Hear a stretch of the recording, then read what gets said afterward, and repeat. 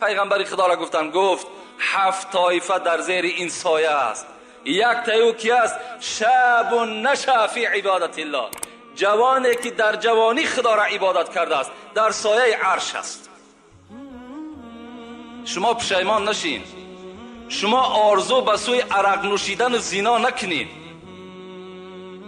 بلکه شما گریبانای خدا بگیرین، بگین هزارها بار شکر خدایا، ما را تو به سوی خودت در این جوانی هدایت کردی.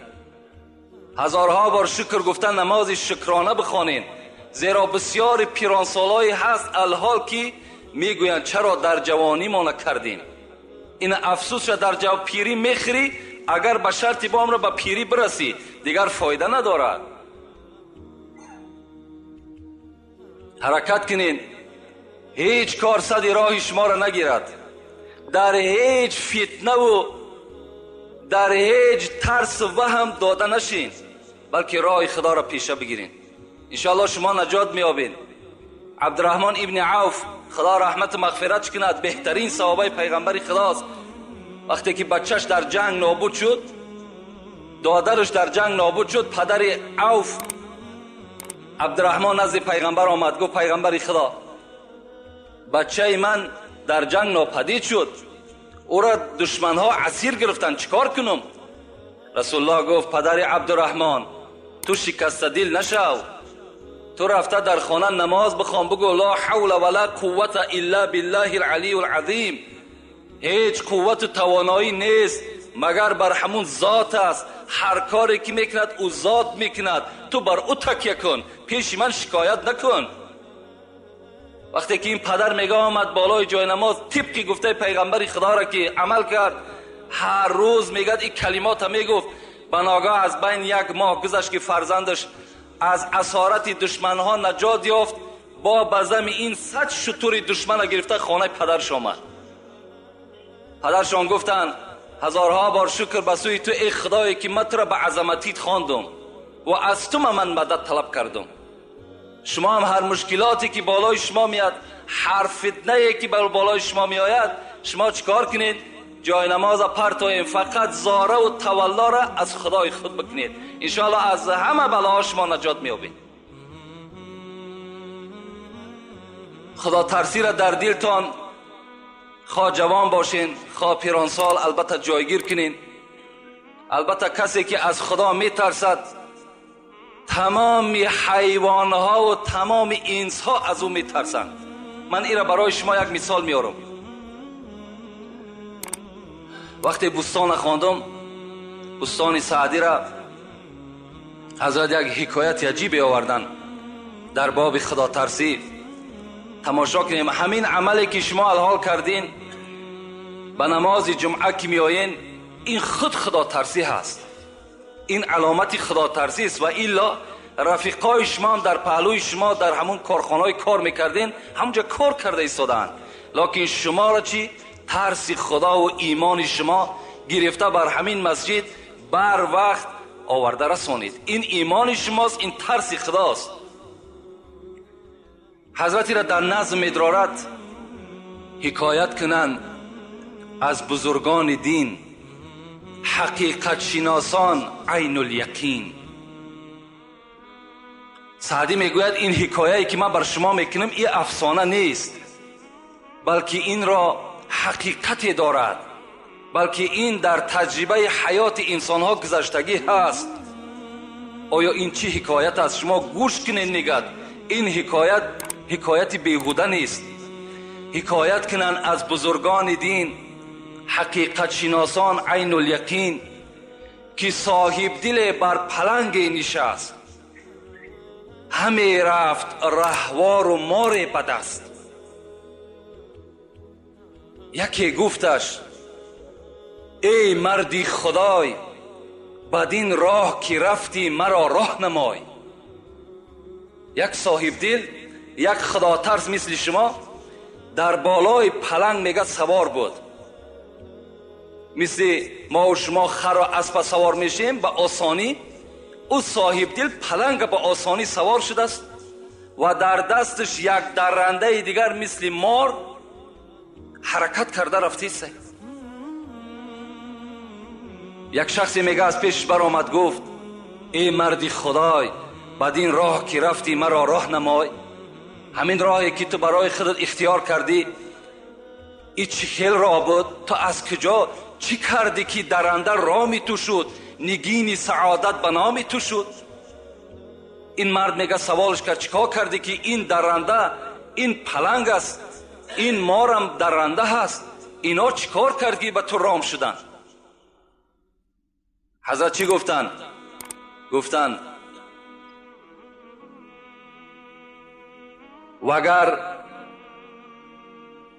ور پلنگم زبون است و مار، وگر پلنگم زبون است و مار، ار پلنگم زبون است و مار، وگر فیل و کرگد شگفتی مدار.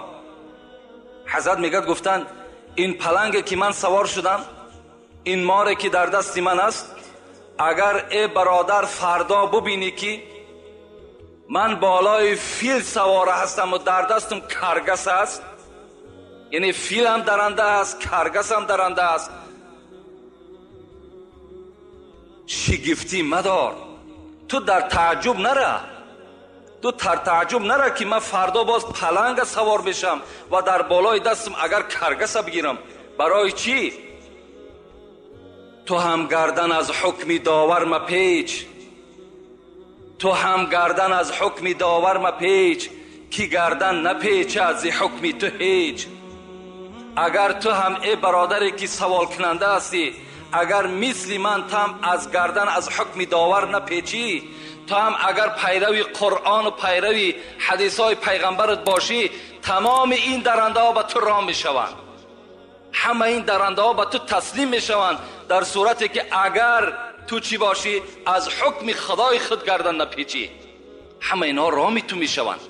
خدا رحمت کند عقبه ابن نافع یکی از سرفرمانده های اسلامی بود. میگد وقتی که رسول اکرم امرش کرد که شمال افریقا را ضبط کرده بگیر، حضرت میگد بر همون شمال افریقا حرکت کرد با همراهی سربازاش. وقتی که به افریقا رسید، یعنی افریقا میگه ما و شما، وقتی که به اون موضع رسید، یکی از سربازای خود روان کرد، عسکری خودش گفت پیشکی برو کنی نظر کن که یگان موضع خوب برای ساختن خانه باشد مرا خبر بده، آنجا ما برای شما خانه میکنیم، از آنجا حمله بعد به سوی شمال افریقا میکنیم. حضرت میگر آمدن، این عسکر آمد میگر نظر کرد، یک جای خیلی موافق دید، گشت آمد پیش عقبه، گفت عقبه یک سرزمین دیدم به نهایت موافق است برای خانه، لیکن به نهایت شیر، پلنگ، شغال و مار عفیش به نهایت زیاد بود. حضرت گفتن من اونجا میرم. انسان از خدا که میترسید از درنده چرا بترسد؟ آمد میگد از پیش همون جنگل ایستاد و گفت ای گروه شیرا، ای گروه پلنگ ها، ای گروه شغال، ای گروه مار عفی، شما میدانید من کی هستم؟ من عقبه ابن نافع هستم، من از خدا میترسم، من پیروی قرآن، پیروی حدیث های پیغمبر خدا هستم. بر شما بر نرمی میگم همه تان این سرزمین ترک کنین که ما اینجا خانه میسازیم. حضرت میگد بلند این آواز داد، عسکرها در تعجب افتادن، آیا این حرف عقبه را میشنود؟ میگه از بین یک ساعت گذشت، به خدا قسم میگد پلنگ از پسش چند بچه دارد، شیر از پسش چند بچه دارد، مارایی که چند بچه دارد، میگد سله سله از همون موضع میبرامدن.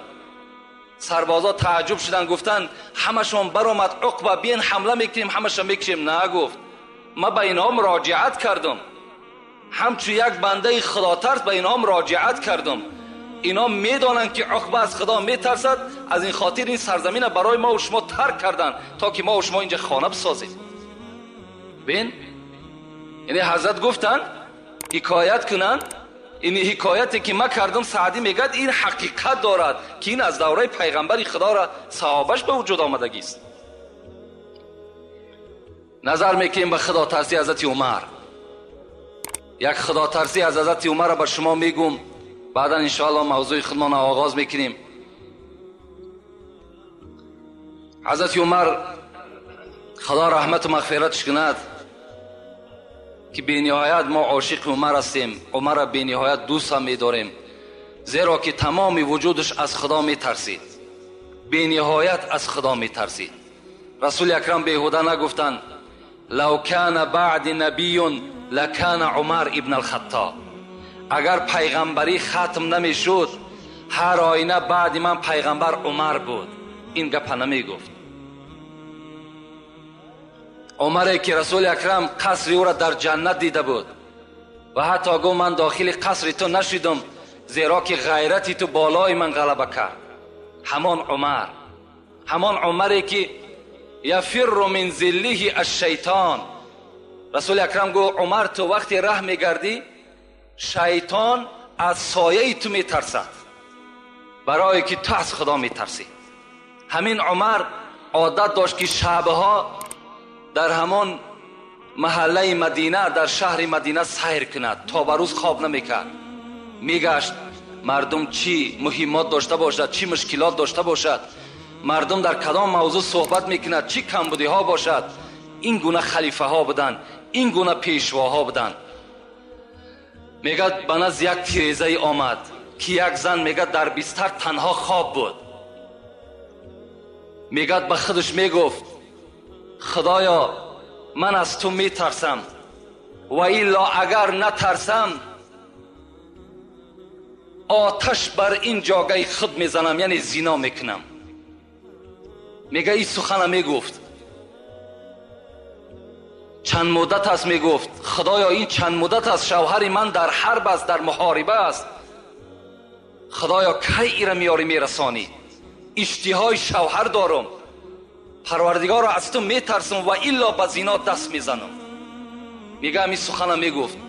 عمر وقتی میگه این سخن شنید در وجودش یک لرزه پیدا شد. گفت در اصل انسان است آخه، اشتها دارد. در حال میگه پیش دخترش آمد حفصه.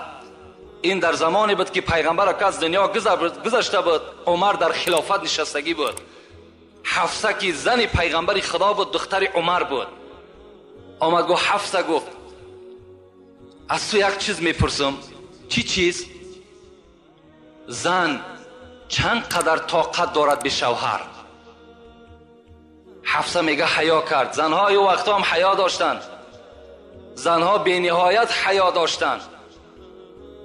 امروز بین خواهرای ما و شما در کدام سطح قرار دارند؟ ما و شما هم دهنامون پوشیدگی بار هم نمیگیم که امر خدا تا بجا بیار، از خدا بترس. حتی همین را نمیگیم، میترسیم، غیرت نداریم، نمیدانیم که فردا ما و شما را از این فرزندا میپرسند. اینا نمیگیم، اینا نمیفهمیم. میگه حیا کرد. گو حفصه گفت حیا نکن، تو اگرچه دختری منم باشی تو مادری من هستی، تو زن پیغمبر هستی. زنهای پیغمبر مادری ما هستند. میگه حفصه طاقت نکرد، به زبان نگفت و به دست اشاره کرد، 4 ایشان داد. گفت 4 ماه میتواند که زن به شوهر طاقت کند. و میگه آیتی را از سوره بقره خواند. این آیت معناش همین است که اگر مردها از شما 4 ماه جدا شدند، شما میتونین که نزد قاضی مراجعت کنین و خط طلاق خود بگیرین. این 4 ماه را وقتی که میگه آیت که ذکر کرد، حضرت عمر در حال آمد پرسان کرد شوهری همین زن در کجاست؟ گفتن در ایران جنگ میرود، در ایران است. حضرت در همونجا خط برآوردن که کدام سربازی که به جنگ میرود از 4 ماه زیاد در محاربه اشتراک نکند، 4 ماه پس نزد زنش حتمی حاضر شود. این سنت حضرت عمر است که در جنگ هایی که حضرت عمر تشکیل میکرد این سنت جاری کرده بود. از 4 ماه زیاد یعنی عسکر جنگ نکند بلکه آمده زنی خودش خبر بگیرد. اینا بین این ترس خدا بود که حضرت اینا مشاهده کردند و اینا در عمل جاری کردند. یک شب میگد، یک قصه دیگرش میگیم ان شاء الله، بعد دعا میکنیم. قصه های عمر بی نهایت زیاد است، بی نهایت زیاد است. یک شب میگد یک نماینده از شهر آذربایجان هم خیلی شهر قدیمینه است، از نماینده های پادشاه عرب امون آذربایجان یک نمایندهش نزد حضرت عمر روان کرد. خدا ترسی را من بر شما میگم. وقتی میگه این نماینده آمد شهر مدینه در رسید، شب بود. گفت خانه اگر عمر برم در شب تشویش می شود، شب در مسجد شب میگذرانم، سحر انشاءالله آن پیغامی که پادشاه بر من کرده است بر عمر میرسانم. شب میگه آمدم داخل مسجد در آمدم، همین نماینده آذربایجان. وقتی میگه در آمدم در مسجد نشستم، از یک گوشه مسجد میگه شب بی وقت بود، گریه می آمد، صدای گریه می آمد. کسی می گفت پروردگارا مرا ببخش، پروردگارا گناهایی که من کردم جملگی را ببخش، خدایا مرا از بندگی خود دور نساز، پروردگارا عاقبت کار مرا به خیر بساز. میگه هم تا کسی بود میگفت دعا میکرد، گریه میکرد. بناگاه میگه من مشتاق شدم، از دعای او لذت میبردم. وقتی میگه دعاش تمام کرد و میگه در گوشه مسجد نشست، به نزدش قدم زنان رفتم و در پهلوش نشستم. گفتم ای عاشقی خدا تو کی هستی؟ میگه حضرت به جانب من نگاه کرد، گفت من عمر ابن الخطاب هستم. میگه در وجودم یک لرزه پیدا شد، من آوازه عمر را شنیده بودم، عمر را ندیده بودم، در حالتی که عمر با پادشاه بود. میگه گفتم در این بیوقتی شب حضرت تو روز تا بیگاه مشغول هستی، شب چی میشود که راحت میکردی؟ حضرت میگه گفت ای برادر، اگر من شب خواب کنم حق این بندگی خدا را کی میکند؟ اگر روز به خواب برم حق این رعیت، حق این مردم کی به جا میارد؟ برای پسر خطاب خواب شب خواب روز حرام است. حضرت میگه هم تا مراجعت کردن، تا به روز میگه صحبت کردیم، سحر میگه بامداد یک جایه باز در همون مسجد خواندیم و میگه به جانب من گفت یگان پیغامی داشتی؟ میگه گفتم من از آذربایجان آمدم، از پادشاه خود یک هدیه برای شما آوردم، او را میخوام که به شما تسلیم کنم. حضرت عمر گفتن خوب میشود که خانه بریم، در خانه من شما را مهمانداری میکنم، هر پیغام و هر هدیه‌ای که داری اونجا من از شما قبول میکنم. حضرت دستی او را گرفتن، میگه به خانه آمدن. وقتی در خانه در آمدن، اون زمان میگه زنی حضرت عمر دختر علی بود، ام کلثوم.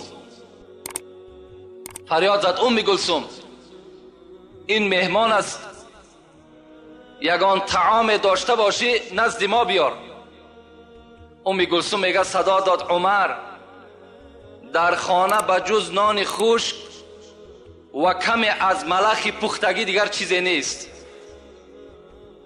خانه پادشاه که از یک قسم دنیا در دست حضرت عمر بود، به جز نان خشک یک کمی از ملخ پخته دیگر چیزی نیست. در خانه پادشاه گوشت بریان نیست، در خانه پادشاه نان ملایم نیست، در خانه پادشاه یگان آش دمداختگی نیست، در خانه عمر پول نیست، مال نیست، در بانک ها پول ندارد. حضرت یک کمی خشک میگه نان آوردن. این نماینده آذربایجان میگه وقتی که من زیر دندان میماندم، دندان من در اون نان گذر نمیکرد، نمیگرفت، لیکن عمر را میدیدم آهسته آهسته میگه همون نان میخورد. وقتی که بالایی که جای نشستم فقط زمین خالی بود، چیز پرتافتگی نبود. بعد از این میگه به جانب من گشت گفت چی هدیه داری؟ میگه لطمه کشاده کردم، همون روی ما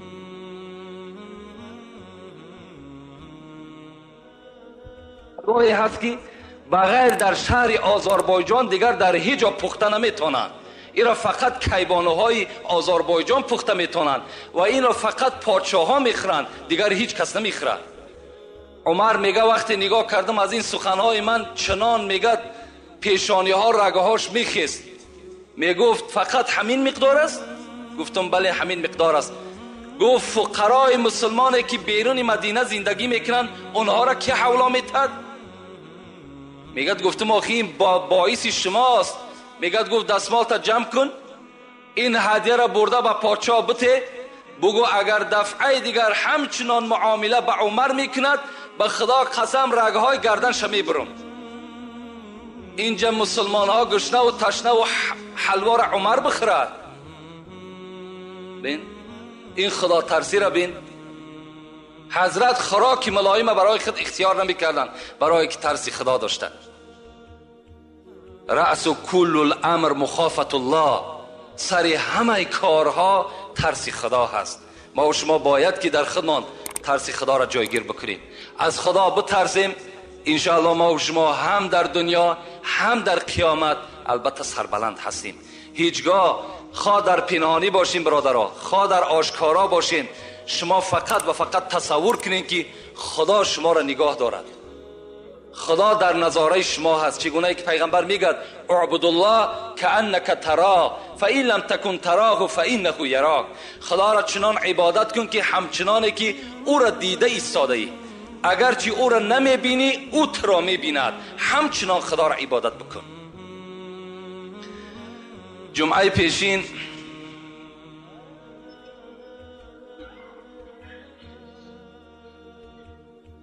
موضوع ما و شما درباره مرگ بود و شدت مرگ بود.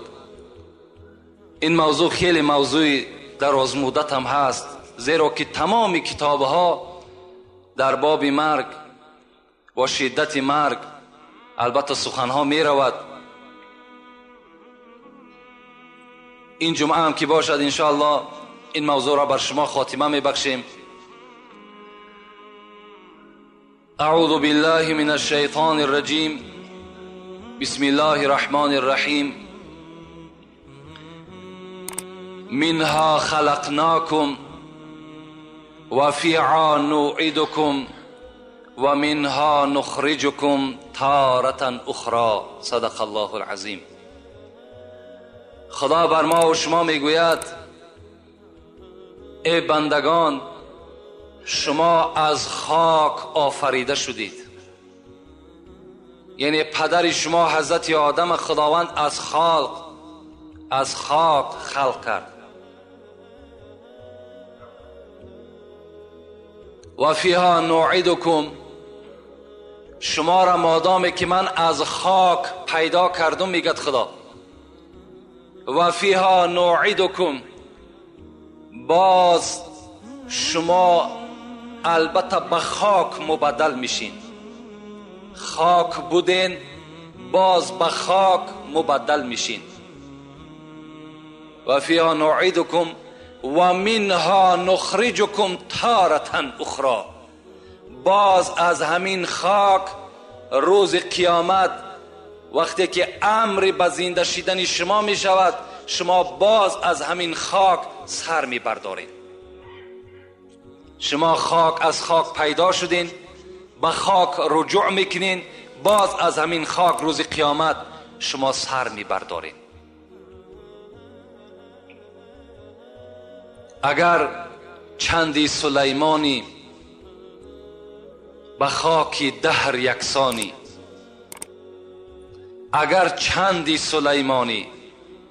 سلیمان بی نهایت بای بود، حضرت داوود بچش، اگر چند تای سلیمان باشی میگد، اگر چندی سلیمانی به خاک دهر یکسانی، و یا جمشید و خاقانی به خاک دهر یکسانی، اگر قند و عسل نوشی، اگر قند و عسل نوشی، اگر ملبوسی زر پوشی، به ماهرویان در آغوشی به خاک دهر یکسانی.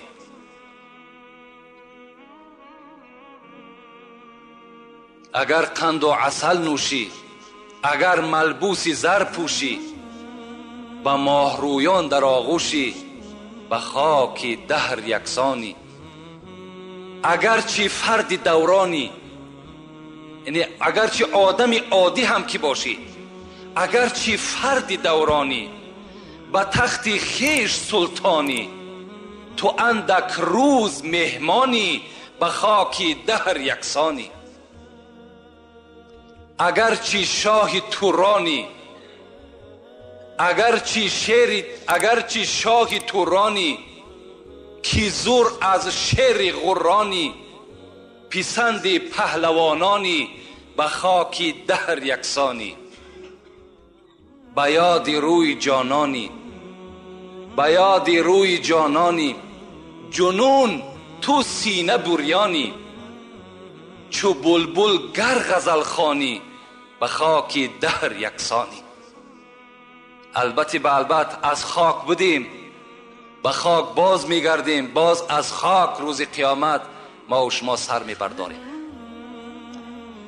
ایز خاکت آفریده خاکیا هوشیار باش، خاک بودی خاک گردی در منیان هوشیار باش.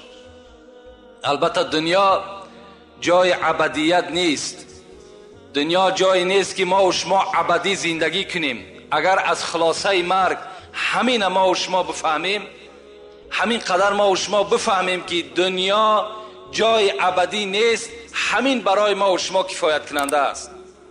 رسول اکرم میگه کفا بالموت واعظا، برای شما داملای امر معروف کننده لازم نیست.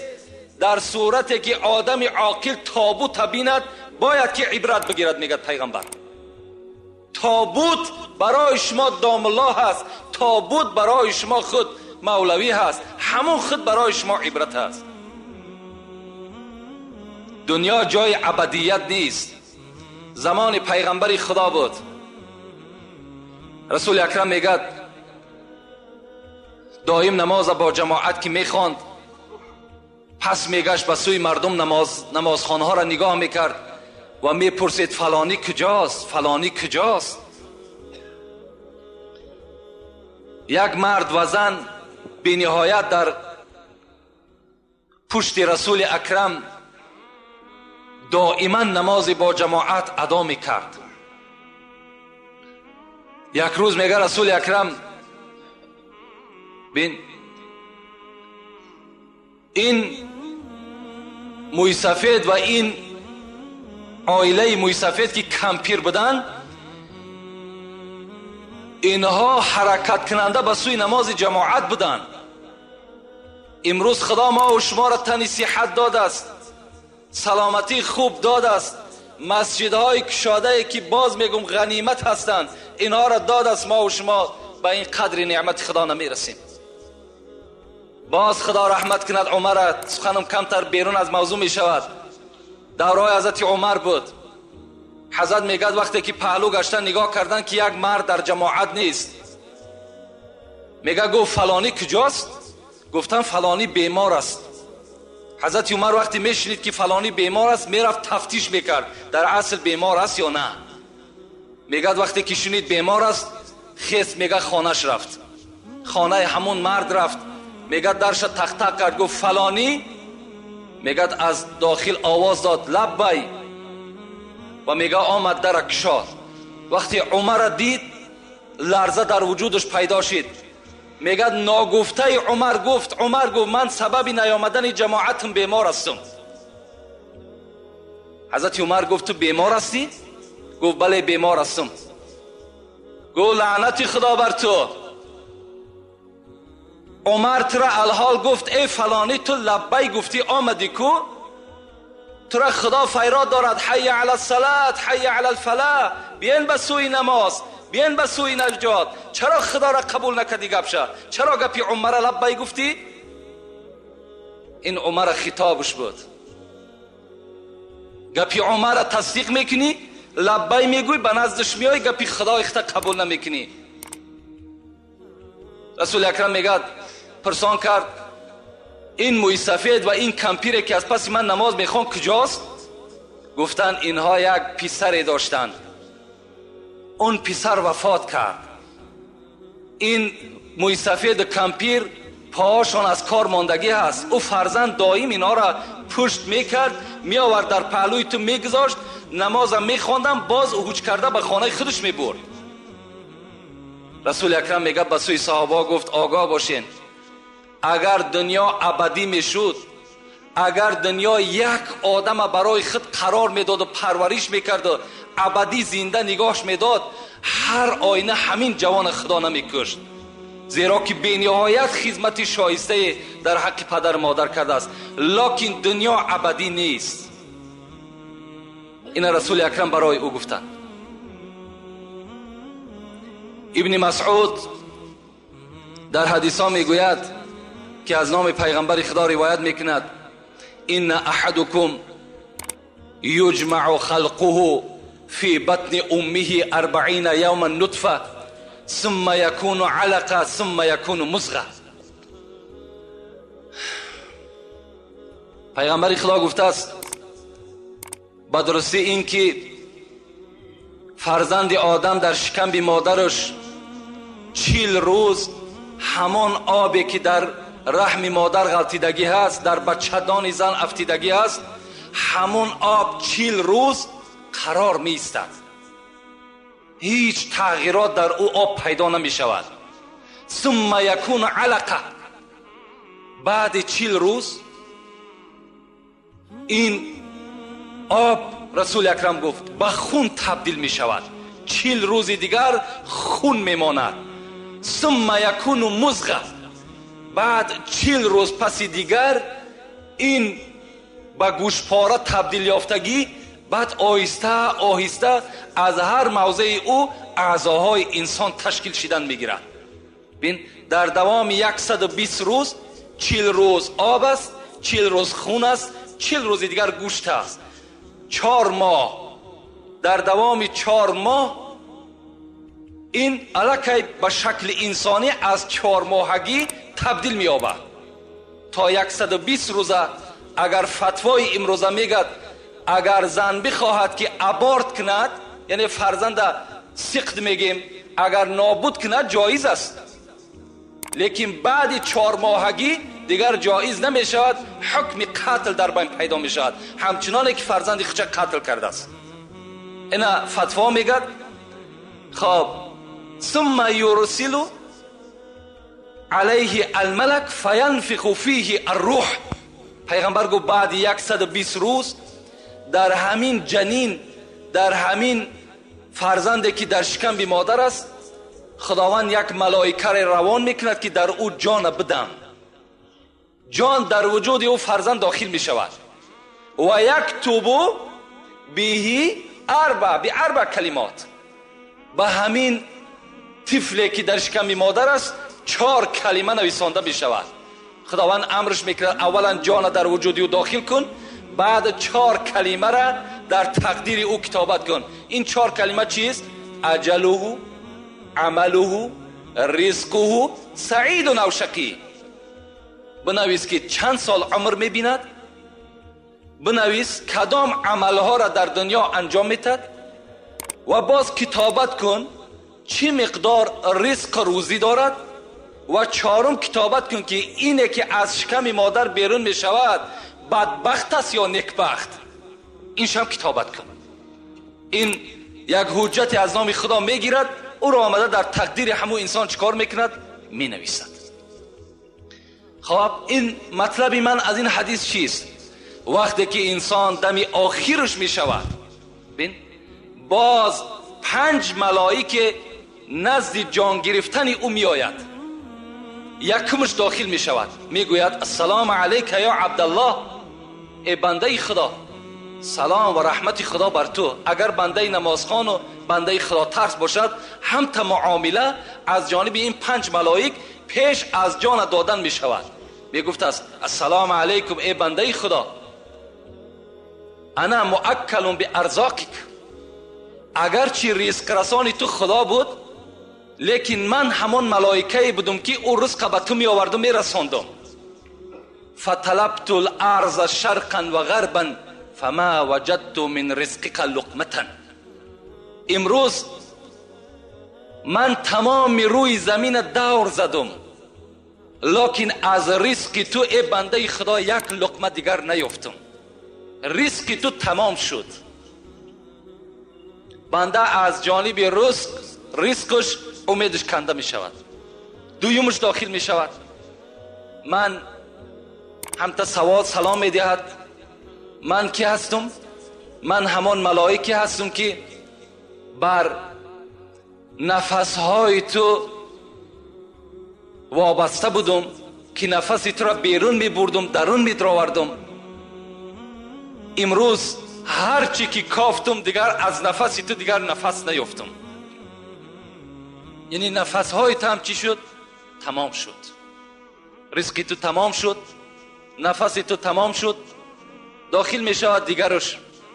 من وابسته بر نوشیدن آبهای تو بودم. امروز بالای زمین دور زدم، برای نوشیدن تو یک قطره آب نیافتم. امیدت ای بنده خدا از نوشیدنم کنده شود. از نوشیدنم بنده در او حالت چی می شود؟ امیدش کنده می شود. دیگرش داخل می شود، می گوید من وابسته بر قدم های تو بودم، که قدم تو را پیش می بردم پس می بردم به حکم خدای تو. امروز بالای زمین دور زدم، لکن در هیچ جا دیگر تو قدم زدن نمی توانی. قدم تو هم کنده شد. پنجمش می گوید من وابسته بر اجل تو بودم، وابسته بر روزهای تو بودم. امروز هرچی که سراغ کردیم بالای زمین دیگر از حیات تو هیچ روزی نیافتم. بنده از این شنیدن اینها البته آگاه می شود که من دیگر در این دنیا قرار من، حیات من تمام شد. این ملائکایی که از اول آمدن چی ها کردن؟ ملائکی که آخر آمد چی را البته انجام داد. عبدالله ابن عمر ابن العاص میگوید کان ابی کثیرا ما یقول اینی لا اعجب من الرجل. همین عبدالله ابن عمر ابن العاص، این عمر نیست، میگوید من پدر داشتم، پدرم عاص نام داشت. میگفت که من تعجب میکنم، پدرش به همین عبدالله میگفته است، من الرجل الذي ينزل به الموت و معه عقل و لسان لا يصفه. میگه از پدر میشنیدم که برای چی که همین آدمهایی را که مرگ بالاشان میآید در زمانی که زبانشان کار کردی سعی، در زمانی که عقلش با همراهی خودش هست، چرا که وصف نمیکنن که مرگ چگونه سخت است؟ چرا وصف نمیکنن؟ عبدالله میگه وقتی که همین پدر ما اجلش آمد، بالای سرش آمدم، گفتم پدر تو دایم میگفتی که من در مردم تعجب ده هستم که زبانهاشون کار میکرد، عقلهاشون با خودشون بود، چرا که شدت مرگ بر ما بیان نمیکنن؟ امروز بالای تو همین شدت مرگ آمده است، چرا صفت نمیکنی؟ میگه پدرم به جانب من گفت الموت اعظم من الوصف. عبدالله گفت در حقیقت من میگفتم که چرا مردم وصف نمیکند، لیکن این شدت مرگ، بزرگی مرگ از وصف کردنم بالا بوده است. این را وصف کردن نمیشید است. ولکن سأوصف منه شیئا. لیکن عبدالله من بر تو کمی از این را بر تو بیان میکنم که شدت مرگ چگونه من حس میکنم. حضرت چی گفتن علی کتف جبل و رزوه. الحال گفت عبدالله من حس میکنم که من نمیدانم که بالا همین کتفی من همون کوی رزوان هست یا نه، لکن حس کرده ایستادم که همون کتفی من ده یک کوی کلانی که در پهلوی خانه داریم بالای کتفی من است. من کتف ما جمانده نمیتونم. من همتا تصور کردیستم. و دویم چیزی که حس میکنم الروح تخرج من ثقب الابره. همون پلوشی سوزن میگه ما و شما. آیا همون سوراخی سوزن گفت دیده عبدالله؟ حس میکنم که نفسی من فقط به همون سوراخی برآمده است. چنان یک مشکلاتی بالای من آمده است که همین شدت مرگ هم تا حس کردم بالای کتفم یک کوه هست و نفسی من به مثل همون سوراخی سوزن میبراید و فی جوفی در شکمم باشد شوکتون اوسج، در داخل همین روده های من حس میکنم که بوته خار مرغلان داخل است که هر یک رگ مرا او میخلاند. همچنان گو حس میکنم. و دیگر وصفی که بر تو کنم گو عبدالله این است که من در همین زمینی که خوابم الحال زمین آسمان در بالای من نزدیک آمده است. فکر میکنم که بین این الحال من جقیده میشم. آیا همته هست؟ عبدالله که میفهمید اینها یعنی الکی در بگیم یک خیالات این بنده، الکی در روح این بنده گذشته سای خدا همتا شدت مرگ به بنده همتا ایشان میتد اگرچه چشم انسان او را نمیبیند. اینا البته شدت مرگ هستند، شدت موت هستند. مرگ البته آمدنی هست، در آمدن مرگ هیچ شک و شبهه‌ای نیست. شاعر عرب میگه الموت یأتی بغتة، مرگ ناگهان به سر بنده مؤمن می آید. مرگ پیشکی حجت ندارد، پیشکی یگان دستخط ندارد، یگان مکتوب روان نمی کند، بلکه ناگهان به بالای بنده چکار میکند؟ هجوم میکند. در هر حالت ما و شما البته تیار باشیم. چگونه ای که رسول اکرم پرسیدند من اکیس الناس، من اکرم الناس، زیرکترین مردم کی است؟ کی است؟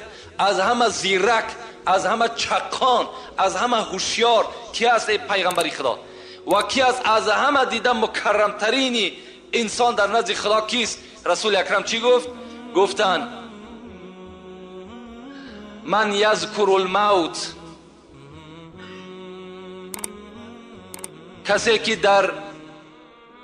کسی که زیاد ذکر میکند موت را، کسی که بسیار به یاد خود میارد موت را، و اشدوهم استعدادا له، و از همه زیرکترین، از همه هوشیارترین بنده همونی است که اولا دائما در یاد مرگ است و دوم این که برای روز مرگش فقط توشه ذخیرت میکند، فقط جمع میکند، عبادت کارهای نیک جمع میکند تا که او یقین میداند که روز از روزها این دنیا را البته میگذرد. افسوس میخوریم دیگر فایده ما نمیکند.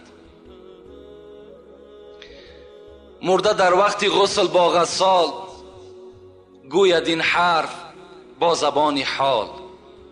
وقتی مرده را میگه بالای همون تخته در راست میکنند برای شستن، همون مرده میگه یک صدای دارد که صدای او را انسان نمیشنود. لیکن او چی میگوید؟ مرده در وقت غسل با غسال گوید این حرف با زبان حال. بود مثل تو تر و تازه، قوت داشتم به اندازه. همراه جسم بود جان من، مدت گفتم این و وان من. در محلی که کردم و گفتم بود فکرم عیالم و جفتم. تا که گشتم خراب و بیچاره، ناتوان حال زرد رخساره. حضرت میگه به سوی همون غسال همین گپا را میگفته است که ای غسال من هم مثل تو تر و تازه بودم، من هم مثل تو قوت داشتم، مثل تو حرکت کننده بودم. هر دمی که میخیستم و مینشستم فرزندها و زن و فرزندهام در یاد من بود. حتی چنان مهنت زحمت برای من فرزند و کودکام کردم که این چهره زردی که از من میبینی همه این برای فرزند زن است. مهنت ها میکردم. لکن امروز چیکار کنم که مرگ بالای من آمد و مرا بالا برای شستن آماده کردن. من خود دیگه غیرتی ندارم که بدن خود بشم. میروم برای زیمو باریک، در دوام میگفته است میروم برای زیمو باریک، میدرایم به خانه تاریک. البته راه میرم که خیلی راه باریک است. خانه داخل میشم که هیچ روشنی ندارد. روشنی گور چی است؟ قرائت قرآن است. روشنی گور چی است؟ نمازی با جماعت است. روشنی گور چی است؟ ترس خدا هست. می روم برای زیمو باریک، می درایم به خانه تاریک. این همه در مقام می ماند، سر تنهام می فرستاند. همه آن چیزایی که من در دنیا ذخیره کردم، همه آن چیزایی را که من توپ کرده جمع کردم، همه این در مقام می ماند، سر تنها می فرستاند. سر تنهای مرا می فرستاند. در دوام گفت آنچه بگذشت وقتی جان دادن، شرح آن را خدای داند من. آن چیزی که وقتی جان دادن من گذشت، ای را بجز خدا و بجز من دیگر هیچ وصف کردنش ناممکن است. آنچه بگذشت وقتی جان دادن، شرح آن را خدای داند من. بعد از این عقوبه هاست پی در پی، می ندانم چی بگذرد در وی. با بعد این جان دادن من می دانم که چند عقوبه های دیگر، عذاب گور است، سوال منکر و نکیر است، گذشتن پول صراط است، دادن نامه اعمال است. آیا اینهاش چگونه بر بالای من می آمده باشد؟ اینش من نمی دانم. حضرت در آخر ما و شما را همان مرده نصیحت میکند. زنده ها که نصیحت دارند، مرده بر ما و شما چی میگوید؟ گوش باید بشنود این را.